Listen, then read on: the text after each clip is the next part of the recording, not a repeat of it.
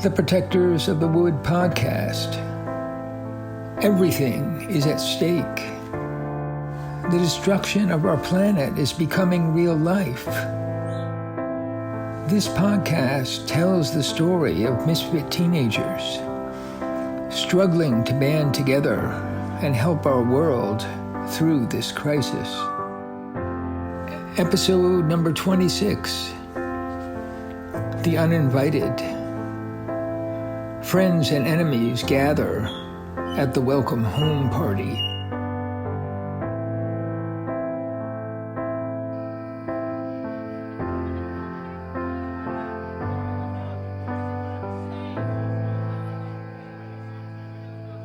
As Phoebe and Gilligan walked up the driveway, Jeremy and Jim jumped up from the front steps. Jim cried out, "Ugh! Lights! Camera! Action!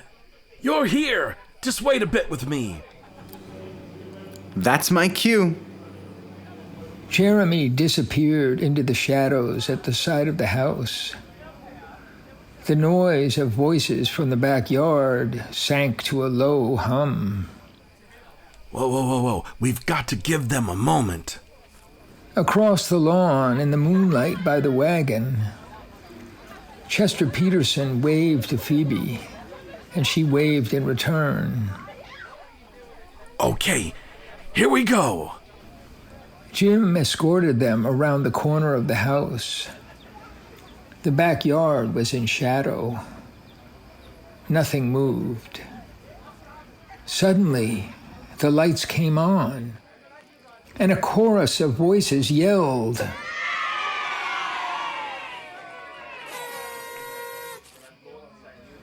Crowded around the tables were all sorts of people.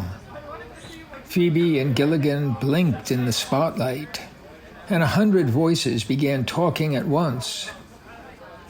Phoebe's mother and father and sisters stepped forward and hugged her, and then her father climbed up on a wooden picnic table and raised his hands.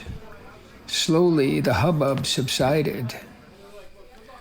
Ladies and gentlemen, first, I'd like to propose a toast to the most wonderful wife and daughters anyone could ask for. I want to thank them for putting up with me. Peter drank a swallow and waited for quiet again. And second, I'd like to welcome Phoebe back to Middletown. Come on up here, Phoebe. Phoebe stepped onto a bench and up onto the table next to her father. The crowd was thick under the spotlight and extended into the darkness at the edge of the lawn. She stared in disbelief, her eyes welling up with tears. This is so much more than I expected. I know I've done nothing to deserve it, but you've made me very happy. Thank you to my family and everyone. And I want to thank Gilligan today, in front of all of you, for giving me a job at the toy store. I'm very grateful for such a wonderful opportunity, and I hope to see all of you there, just like the old days. We'll be starting new classes and activities next week. She hugged her father and stepped off the table. Please, let's all find a seat. Allison, Chi-Chi, William, they'll be serving us. No need to serve yourself. Jim and Jeremy moved another table over and joined it to the first. Phoebe sat next to her father and spoke softly in his ear. Dad, watch out for Jerome Peabody. He tried to pump me for news about you and Mom, and I invited him to the party. I promised we'd tell him something. Oh, he's a busybody. But don't worry, we can handle him. I hear you're bringing the old magic back to the store. Congratulations. Jeremy, George, and Jim brought trays of food, plates, utensils, and pitchers of drinks to the table. Suddenly, Peter stood up and pointed. Hey, make way there at the head of the table. Let them join us. Yeah. Phoebe recognized Mayor Wilcox, his brother Jimmy, and Police Chief Santiago waiting to shake hands with her father. Make room. Chief Santiago leaned over to Phoebe and spoke softly. Let me beg a seat with the family tonight. He pulled a chair between Phoebe and her father. She noticed that he did not seem to have aged at all. Still handsome in uniform with a few extra pounds. Mayor Wilcox, looking distinguished in a gray vest and pants, with a full head of wavy gray hair, rose and raised his glass. To old times, and more of them in the future. You can say that again. It's been over 3 years and still no Middletown Fair? It just isn't right. This vacation has gone on long enough, Peter. He gave Peter a friendly slap on the back and looked to Patty Hood for help. Tell him something, Patty. He won't listen to me. The kids don't have enough to do. Phoebe stared as her father's face formed a sad and wistful smile. I hear you. But believe me when I say, just you watch. The future is bringing all of us, grown-ups and children, more than enough to do. Let's all be ready. This world needs us. Suddenly, Jerome Peabody pressed forward just across the table from Phoebe, the chief and her parents. I just had the pleasure of interviewing Phoebe at the toy store today, and she promised the Middletown Standard a word with her parents. Isn't that right, Phoebe? She felt her cheeks burn. How could I have been so stupid? Of course, she was just mentioning it to me. A standing room only crowd now surrounded the table. Peabody and 2 more men pushed their way in opposite Peter. Phoebe recognized one as Scudder, and the other, a man with high shoulders, long hair, and a baseball cap, seemed faintly familiar. They remained standing, staring down at Peter. So, our readers just want to know what you and the wife are doing these days. Of course, you know Patricia here has a show opening in a couple of months at the Evansville Art Society and has been working on her paintings every day. You're all invited to the opening on September 10th. And we wish Patricia every success. But tell us something of your own interests. For example, aren't you a trustee of an organization known as the Protectors of the Wood? What does this organization actually do? Jerome, you're way out of bounds. You know what our foundation does. What do you think you're doing, intruding like this on a social occasion? Well, I'm sorry, Peter. I didn't realize you brought your lawyer to the interview. William is here as an old friend, just as you are. This is a friendly gathering. I'm happy to talk. That's the spirit. We understand that you and your wife do not live here at 12 Main Street. Where do you reside these days? Patty Hood stood up and faced Peabody. Jerome, please. This is growing tiresome. You know perfectly well, as do most of the people of Middletown, that we live in the garden center. I have my studio in the greenhouse. I hear that you and your reporter have been bothering Allison. Why are you harping on this subject? Why, because you're never there. Jerome, you've known me for years. I'm a landscape painter. My husband and I are retired. We hike and camp at scenes I want to paint. Why don't you come by the garden center on Monday and I'll give you a preview of my paintings? Why, that's very generous. I'm happy to accept. In the afternoon sometime, say 2 o'clock? Perfect. Now, let's get back to enjoying our dinner. Patty raised her glass. Penny, here's a toast to you and your friends for a marvelous dinner. I second that. You folks serve the best food I ever tasted. Where do you get such tasty corn this time of year? And these tomatoes? Oh no. Phoebe saw Peabody, Scudder, and the third man edge closer, staring in expectation. Finally, Fred Peterson, the bearded giant, rose above the crowd like the patriarchs of old and spoke out in a voice that carried over the backyard. All the best food is grown in private gardens and small farms the traditional way. My family is proud to donate for this party, and our wagon is still out front and open for business. And we invite all of you to walk up to Bridge Avenue and George Street to our roadside stand someday soon, and we'll show you a thing or two you won't find in Scudder's store. Peter spoke behind his hand to Chief Santiago. Bless the man.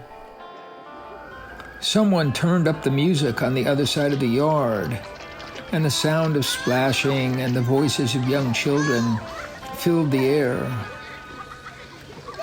Peabody and his friends backed out of the crowd. The show was over, and people scattered around the lawn in small groups. I'm so sorry, Dad. I just didn't know what to do. Oh, don't worry. It's all for the best.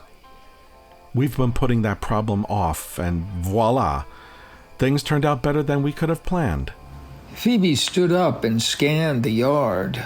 I think I should walk around and say hello to everyone. Good idea. But be careful. I will. The full moon was rising overhead, with the silver light glimmering on the edges of the yard away from the spotlight. The beautiful scene was a rare treat. Young people were dancing, and children were running through the shadows, playing their urgent games on this glorious summer evening.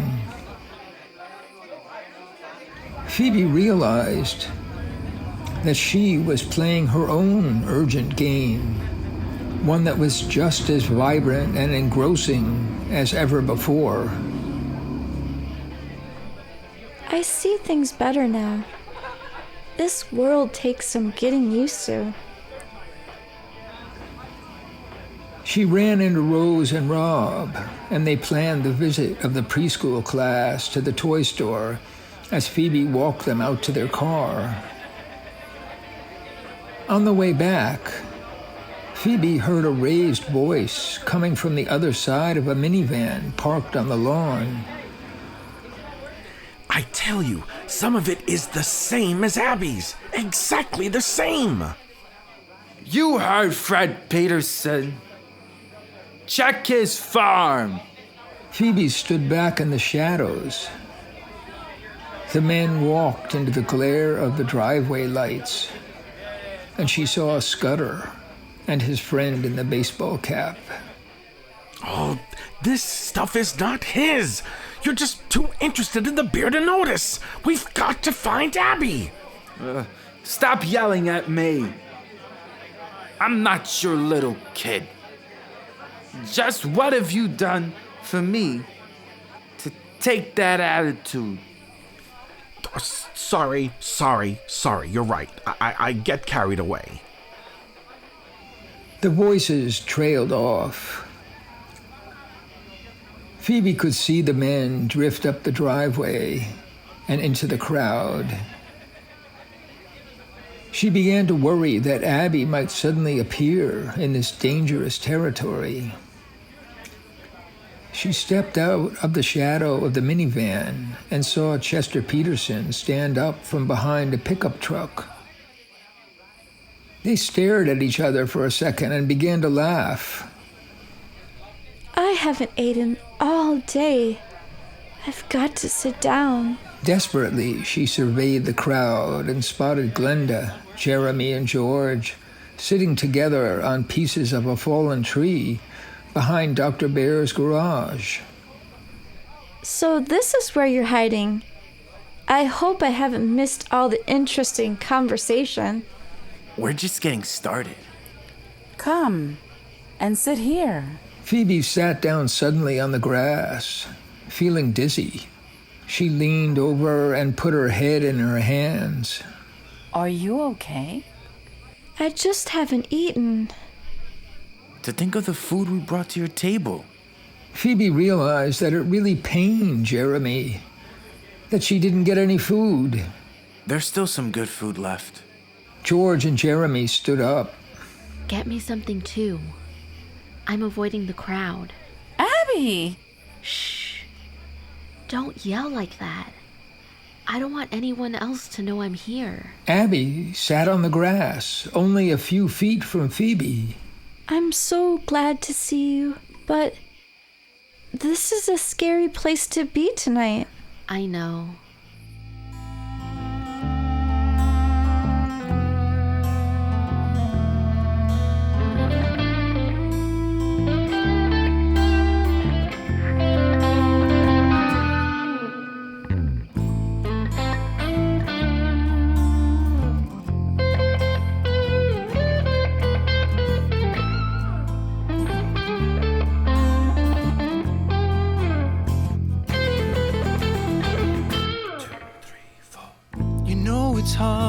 Hard to keep going when it hurts so much to live.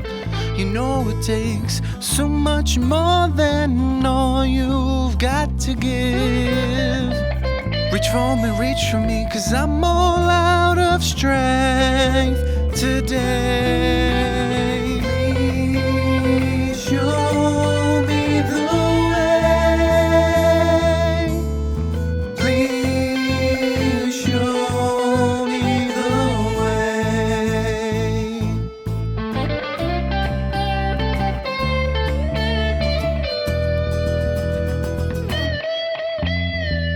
I'll put one foot after another if you just keep me going. Give me hope that it matters, and I'll follow the way you're showing. Reach for me, 'cause I'm all out of strength today.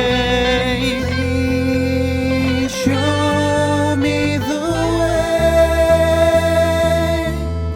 Please show me the way.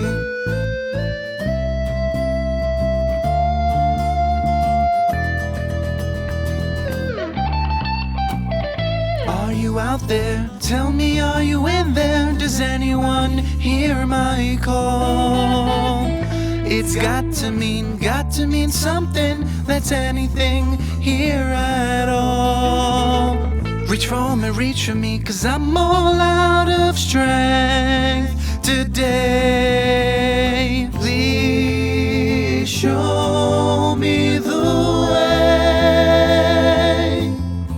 Please show me the way. Please show me the way. Please show me the way.